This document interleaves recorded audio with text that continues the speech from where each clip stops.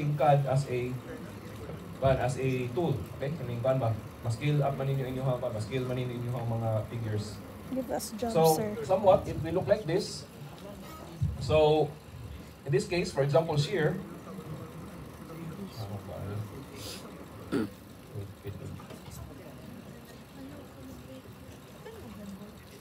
So, let's say interested na sa shear dire, what will happen is, Oh, ring up. we just get the Pwede po ordinates or the y component, these distances along the loads na to, then we will multiply them by the loads.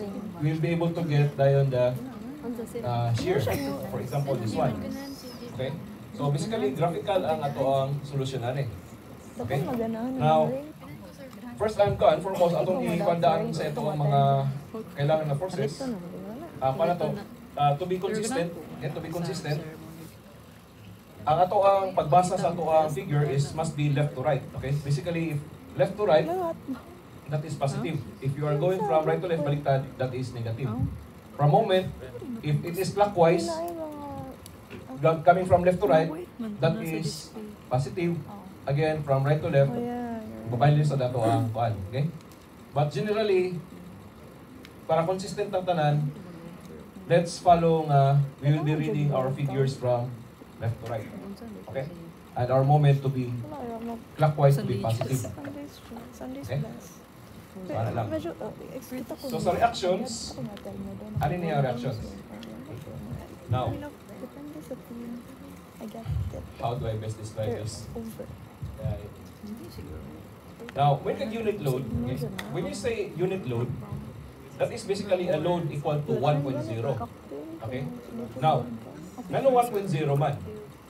In the event ana siya nga i-multiply na ninyo o laing nga force, basically ang mong gawas is corresponding na nimo nga force. Now, for this example, sa reactions, unsa may logic sa reactions ani? We have RA and RB. Now, given sa inyong moment load, sa inyong moving loads na discussion last time, when mahitabo nga maximum load nimo nasa RA. For obvious reasons, ang imong load, if this should be magpatong po sa RA, for this to be 1. If this is 1 here, the other one is 0. And vice versa. Okay? And then, anywhere in between,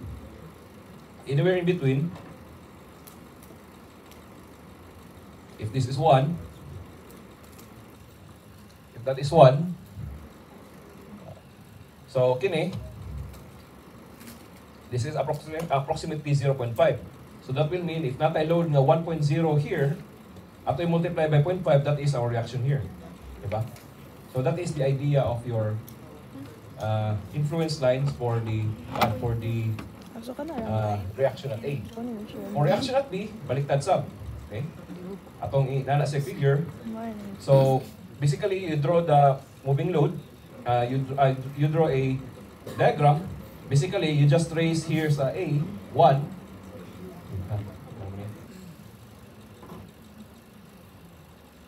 Here. So, erase me by 1.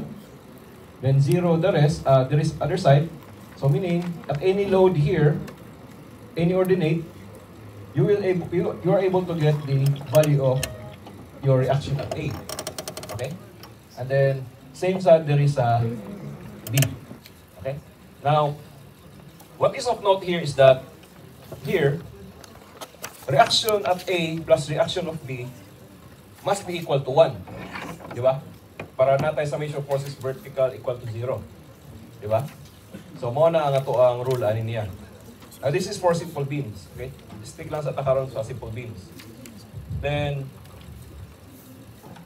pag ato i-translate na siya into P, basically you get this expression. Okay? But to make it a lot easier, basically just one kada reaction, you raise it by 1, the other one as 0, you just draw a line. Okay? You just draw a line.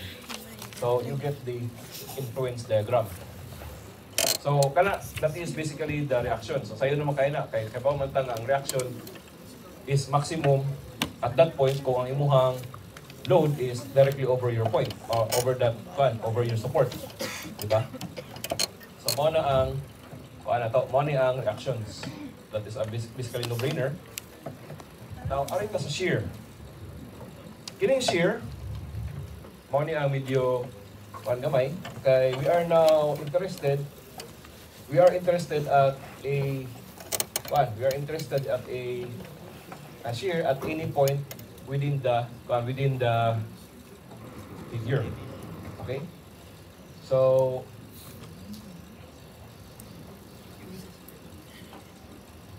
how do I best explain that one? Actually, kining shear diagram, masayo ni siya is explain if we are using illustrations. Sige lang kay. Kining illustration, ako ni siyang i-post sa canvas. Okay? So, na lang. This is best way to explain our shear diagram. Again, sa reaction na to, what we know sa to ang reaction is that, again, if that time moving load nga 1.0, or physical unit load, at point A, it will be maximum kung nagpatong siya. Diba? Sa to ang support. Same sad sa B. And then, what we know is that both reactions or both forces must be equal to 1. Kaya again, our unit load is 1 man. Okay? Now, in this situation, to draw our shear diagram, okay, it's like this. We raise one support by 1, and the other one, ato siyang lower by 1. Kung ato na siyang subton as that, all throughout this distance, all throughout your beam, positive shear and negative, kining nasa taas, this is positive shear. Kining nasa base, this is negative shear. Okay? Basically, you add them up, that is equal to 1. Okay? That's equal to 1 at all times. Kaya again, summation of forces vertical must be equal to 0. Okay? Now, let's say you're interested at point N. Okay? You are interested at point N. Okay? What you do is, you just project at that point, pangitaon nimo pila value ani dire. And pila value ani. Okay? Now, makuha ram na nimo siya by ratio and proportion. Diba? Kaya basically, this is a triangle man. This is a triangle. This is also a triangle that is a similar triangle to this one. And also, masama itong relation nga makuha ni, this one plus this one is basically equal to 1.0. Would you agree? Diba? Now, L is basically that is the distance here and here. So, mo na ito ang shear diagram. Okay?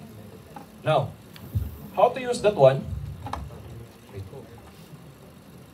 Ano mo na yun?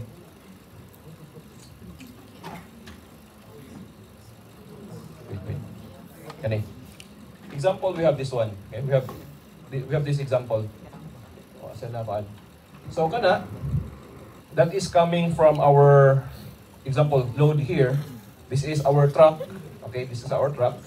We have a uniformly distributed load. We'll discuss later. That is the lane load. We are interested shear and moment at point C. This one, we are interested, let's say 5 meters from the support here. So what you do is you draw your shear diagram looking like this. This is 1.0. This is also 1.0. Okay. What we know is that this is 20 meters. So we project by 1, okay? This is 1 or 20 over 20. This is 20 over 20 also here. Diba? So we draw that one. Then after that one, atong tan-aw no pilay ordinate or pilay height, pilay values ani dire, pilay iyang y value. Okay? Okay, pilay y value. Then after that one, balik ta sa katong pinaka-first ako ipakita sa inyong expression. Shear at C here is equal to the summation of kini times kini plus this one and this one plus this one and this one. you should be able to get the shear at this point. Okay? That is how you use your shear coordinates. Now, we can use this as a tool to know what is the shear at any point in our at our beam with any position of our loads. Okay? So gamit kayo ang moving loads. Kaya again, sa moving loads, we will now be, how do you call this? Balhinta. In particular, we want to know kung pila itong maximum, what is the maximum shear at a point, given that our position of the wheel is on the maximum moment condition. Okay? Now, yun ang another sa danin niya nga rule is that, what if natay concentrated load? Natay uniformly distributed load. This is 9.34 kN per meter. Actually, that is a lane load. So, kana siya, what you do is, kung hatagal kang distributed load, what you do is, you multiply the uniformly distributed load by the area. Okay? Take note, this is positive, and then this is negative here. Okay?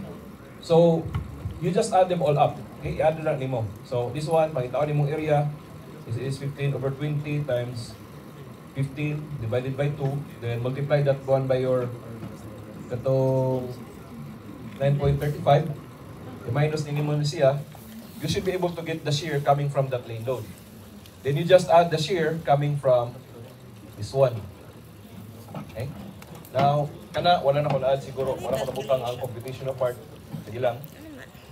Balik lang tala gamay. Now, that is for shear. Now, kini sa moment, medyo gamay, medyo libog-libog ni gamay kay dili na ta makagamit directly sa 1. Okay? So, we are now given an expression looking like this. But this is quite kanang sakit sa ulo mag-memorize of formula. Masayon siguro i-describe when you are using lines or graphical. Kaya again, ang purpose nato sa pag-draw sa toang influence line is this is supposed to be graphical method. Okay? So, rani siya. Okay? Rani. Nakay beam, simple beam, this one between capital A and capital B. At point C, this is our maximum moment. Okay, this is our maximum moment. How you do that is basically, this point is simply equal to A times B divided by L for this kind of beam. Okay? This kind of beam. Now, kung inyo ni siyang i-draw sa CAD, graphically nimoon is that this one, you project A here, you project B here, then you intersect, kina siya padulong din sa iyahang supports, i-cross na nimo, ang iyahang intersection, that is the ordinate for that beam, or that particular point. Okay? So, mo na ito. Now, kining point C, this is arbitrary. So, kining point C is, this is our point of investigation. So, meaning, kita nagbuot na gana to investigate na kining C. It could be na kini, kung guba ang bridge, this is the point of failure, or ganahan ka nga, you think that this is the most critical point, so, pwede sad, kamoy magbuot o kuha niya na point C. It just happens na, this is arbitrary. Okay? For our example, we want to investigate point C. Basically, that is 5 meters from the left side. Okay? So what we do, graphical method ta, what will happen is, ang ato ang moment is like this. So basically, this is 5, this is 15, divided by 20. So we get here an ordinate of 3.75. Okay? 3.75 here. Now, given that position of our wheels, okay, ato ang wheels, inana, that is coming from the earlier, atong pangitaon, unsay ordinate na ilang posisyon sa ilang paan. So, kini, ang hama na nakuha, this is basically coming from the proportion. Again, this is similar triangle. Imo lang na i-proportionate, proportion lang na siya. Okay? So, kuha na nimo that one. Now, for the maximum moment, same lang sa maximum shear, what you do is, you multiply, okay, at point C, you multiply this one and this one plus this one and so on and so forth. So what you get? Last na. Kini 35 times 3.25. This is plus, dapat correction plus ni. So we get moment of 588. Okay. Basically, ana ra ang pamahagi ani niya. Okay? So mo ni ang gamit sa influence lines.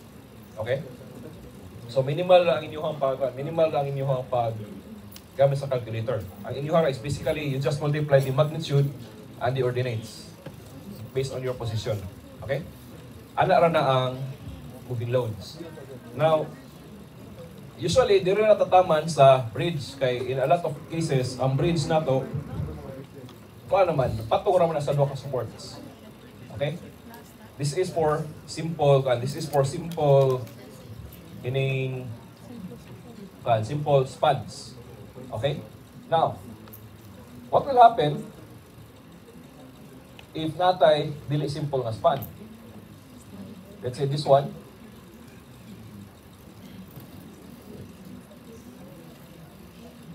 Let's say, natay kining gamay nga kag-deliver or gamay nga prop. Let's say, nasi ana, nasi sumpay gamay dire. Start ka sa shear. Okay? Hawin akong mouse.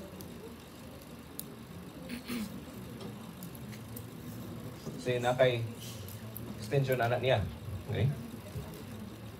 For shear, ang himuon ninyo ana is simply like this.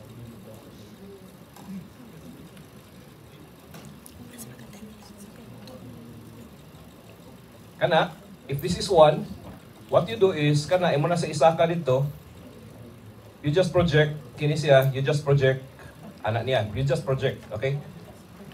Just make sure nga kini siya, 0 ang imuhang other support, and then kung nakay sobra diha, again, kini siya, i-project lang yapon nimo. Now, kana siya, what will happen if project na nimo, kining other line sa taas, will now become negative. Same with the other one. Okay? Same ani sa pika-side nimo. Ana sa now. Now, what that means is that, in this situation, kung imuha na yung load is nilampas na sa imuhang support, what will happen is, kini imuhang reaction here at A, that is more than 1, but on the other side nimo is also basically negative. So kana siya is, instead of it's pushing up, it's now pulling down.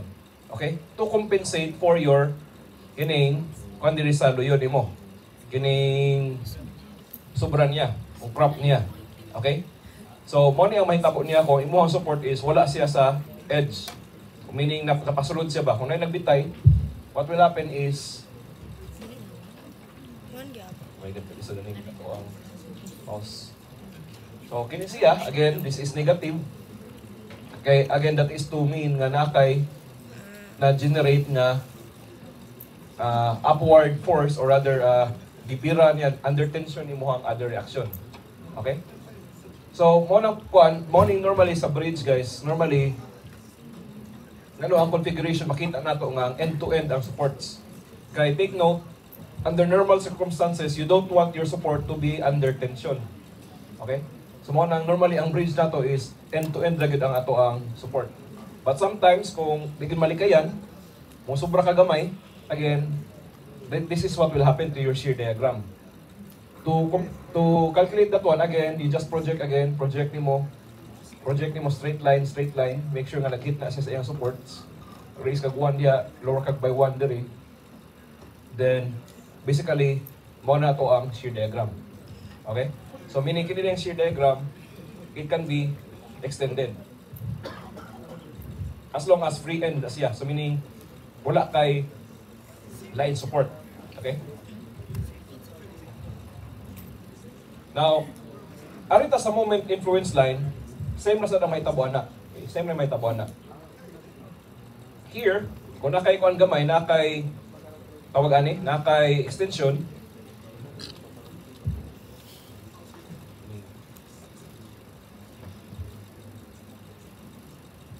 basically, kini siya, Kuansan. Kung nakay sumpay diha, mo ni ang iyahang may tabo. Okay? So meaning di ay kaya nasa gawas nimo, it will create a negative moment. So kung that is negative moment, so meaning at point C, kung nakay load, di ba ang positive moment is expected nga pushing downwards. So kung nakay load, gawas sa imuhang kuan, gawas sa imuhang kining reaction, gawas sa imuhang reactions, what will happen is this one, this will cause a negative moment here. So negative moment, so bira siya sa pasaka. Okay?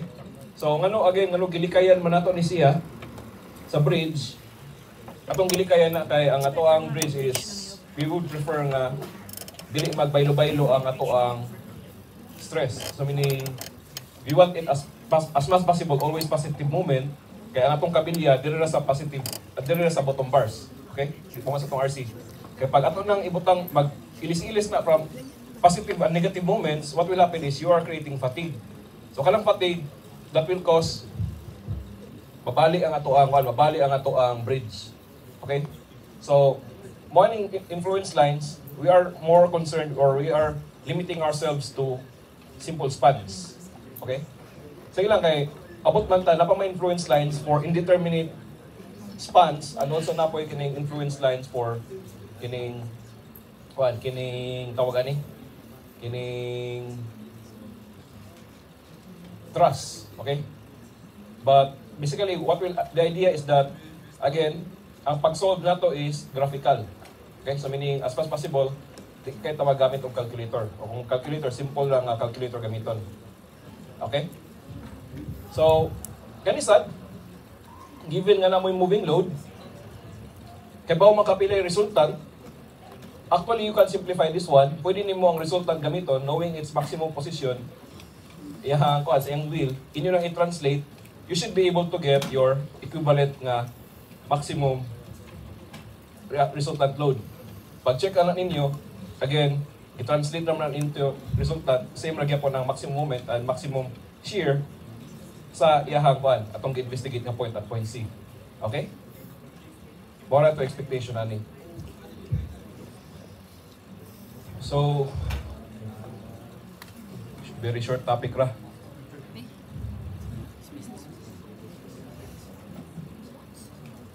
Let me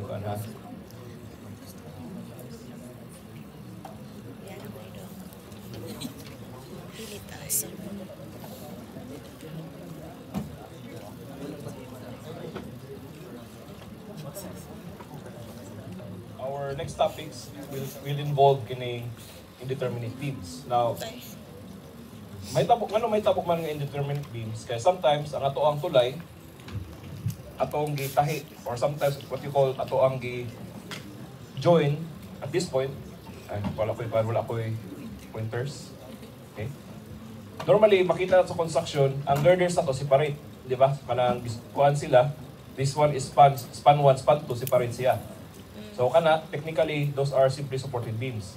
Sometimes for whatever reason, gidesign ninyo nga gisumpay ninyo ang duha, what will happen is now continuous na imuhang beams. Okay? Now, what will happen if continuous imuhang beams, let's say naka-load here, what will happen now is struggle kayo pag-manage aning iyang pointer with one. So, what will happen is this one, it will now deflect looking like this. So kana na makay deflection, but ang problema na is this one now will reflect ana. Okay? So kada siya meaning kung nakay load ay here sa right side. Okay? If that ay load ani, what will happen now is this one nakitawag nga reflection. Okay, mo reflect na siya diri sa pikas. Before siya mag zero diri. What we know is that for a moment, this one is 0, but this one is not 0. Okay? Now, pag isumpay na nimo ang duha, what will now happen is that this is what you call a secondary moment. So kung secondary moment, pag sumpay nimo sa duha, usa pa na siya mo develop, usa kanang the moment nga mahimo siya nga continuous beam, kanang moment nga ma-develop, that is what we call our secondary moments. Okay? Now kini, as this will move from here to here, let's say right to left or vice versa, mag-otro-otro sa ato ang forces. So that's why sometimes it's necessary nga mag-draw og influence lines, okay? For our continuous beams. So mo na itong bantayan nga, mo na mapansin bitaw nimo nga naka sa tulay, or let's say kuan na lang, maski naka sa slab, nga let's say na ay atbang nga slab, pag na mong lakaw, or kanang kuan, may vibrations sa other side, ma-feel mo diri sa imong pod nga side, kay tungod kay itawag na itong reflection. Okay? Natay mga loads nga di-reflect, or actually reflection moments, and kuan na to. As for shear, what we know is that, again, this could be nga, if this one is going downwards, kung natay reflection ana, para di na siya musaka, this one is in tension. Okay? So, mo na itong anon, atong investigate sa mga coming topics na to. Kaya again, this is highly important when you are investigating beams. In particular, what we are trying to avoid, manggod, di ba isa sa ito ang combination load is katong fatigue. We are trying to avoid na ang ato ang positive o negative moments magbaylo-baylo. Kaya again, pag magbaylo-baylo na, dali ra maguba inyong tulay. Okay, basically, that's the idea. So we have to avoid as much as possible that one. How to avoid that one is, you have to keep your moments, kung positive tanan. Kung mo negative siya, butang provision gamay, then how to avoid that one is, again, maybe butangan nila additional load.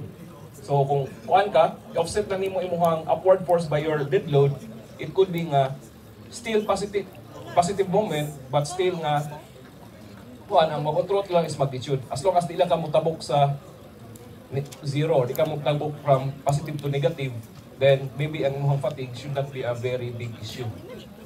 Okay? So I think more siya akong mapan karon kay again, I was expecting na-cover ninyo na ni sa inyong theory 1. So any questions so far?